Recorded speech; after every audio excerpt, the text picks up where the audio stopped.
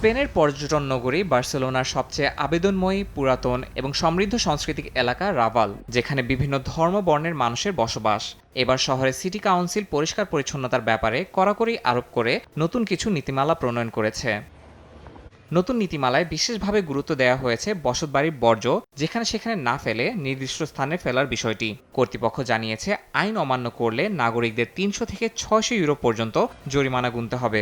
এই আইন কার্যকর করার মাধ্যমে রাভাল জোনকে আরও পরিচ্ছন্ন এবং বাসযোগ্য করে তুলতে চায় সিটি কাউন্সিল। রাভাল জোনে উল্লেখযোগ্য সংখ্যক প্রবাসী বাংলাদেশি বসবাস করেন। তাদের মধ্যে সচেতনতা বাড়াতে শহর কর্তৃপক্ষ বিভিন্ন মাধ্যম ব্যবহার করে যোগাযোগ রক্ষা করছে। প্রবাসী বাংলাদেশি কমিউনিটিও মানুষের মধ্যে সচেতনতা বাড়াতে কাজ করে যাচ্ছে।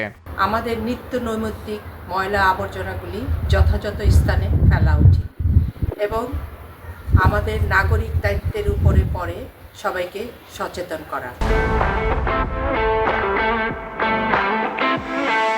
শুধুমাত্র সিটি কাউন্সিলের পরিচ্ছন্নতা কর্মীর দিকে না থেকে আমাদেরও যথেষ্ট সচেতন হতে হবে।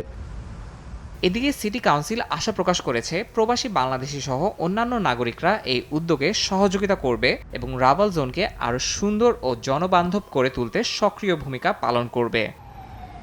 সময় সংবাদ, স্পেন।